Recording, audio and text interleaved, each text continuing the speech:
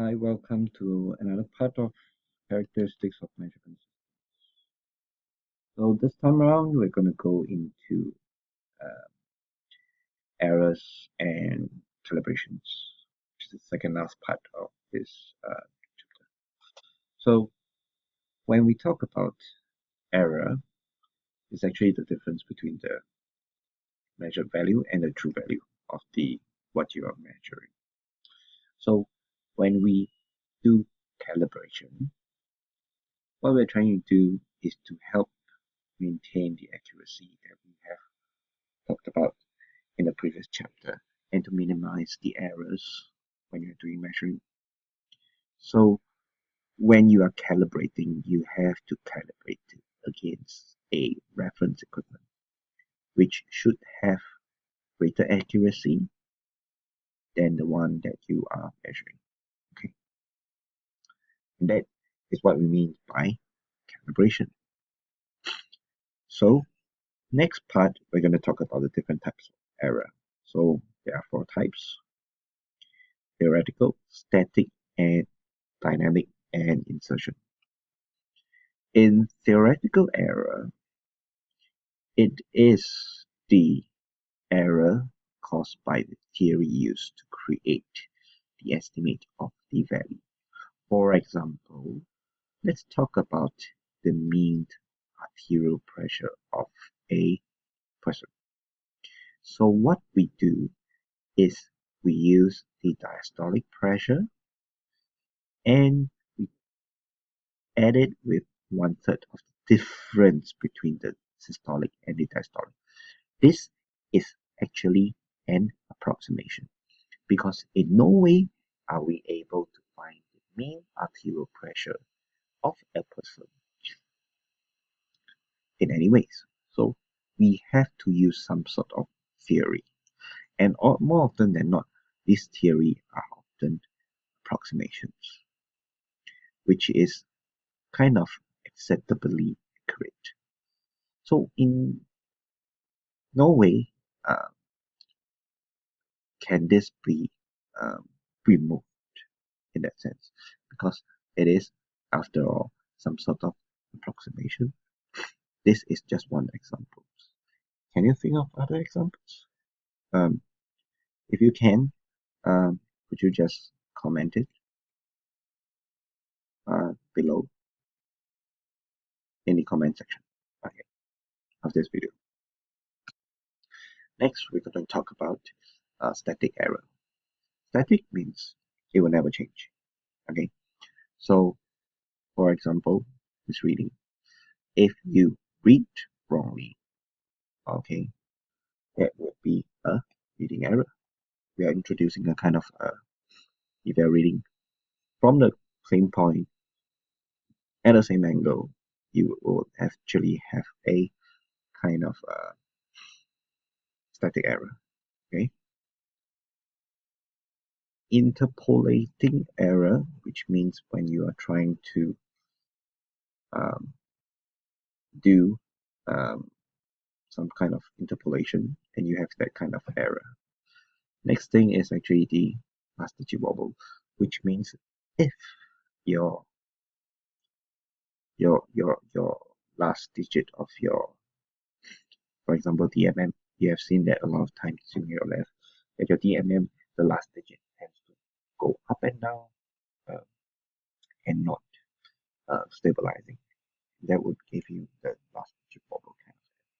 It's kind of a static error too. Okay, and other kinds are zero offset, which is given by, which is shown in this diagram.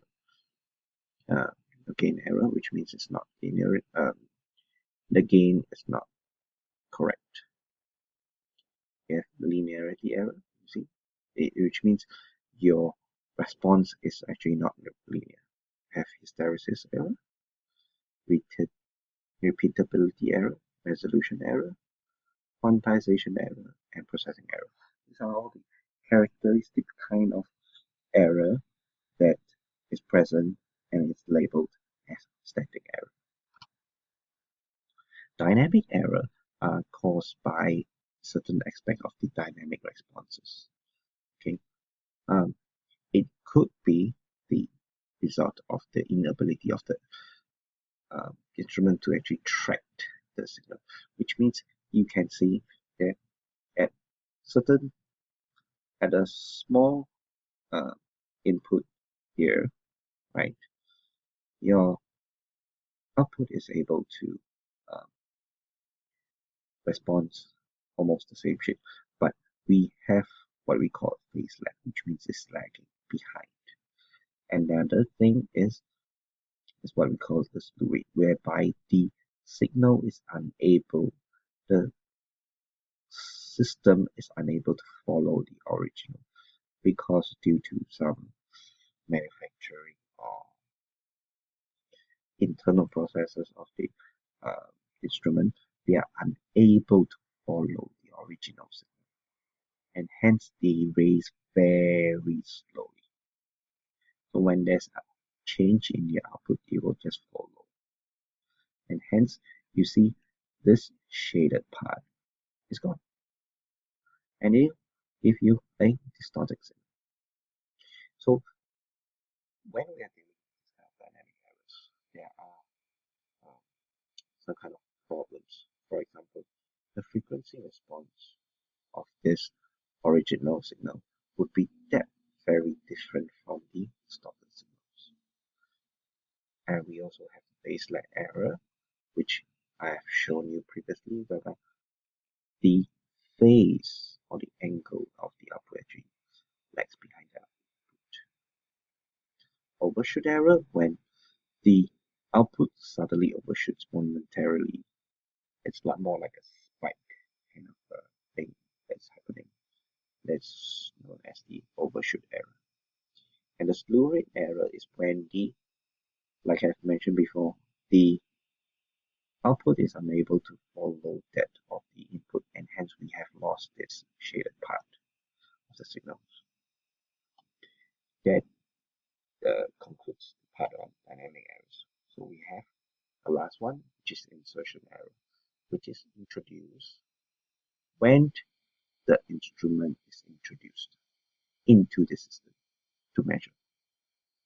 So when you are inserting a measurement instrument, it actually disturbs the systems, causing the performance, because we are adding something into the system, and hence it will cause the system to deviate slightly, and this results in some new errors.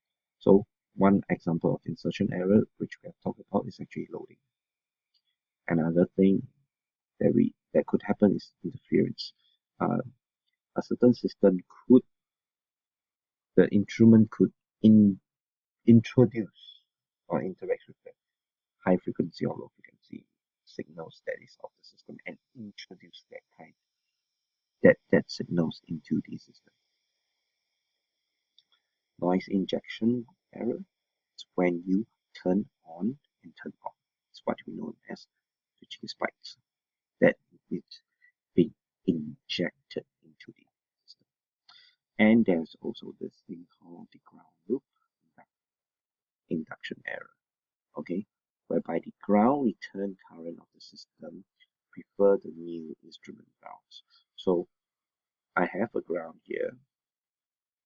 Originally, all the things are supposed to return here, but because you introduce this new ground here, this is your instrument, the grounding, the returning current which actually go in here and cause this instrument to actually get a bit different, and it also affects this part of your original ground. And hence, because of the different ground, we actually have a different reading. And that concludes the second last part of this chapter. Thank you.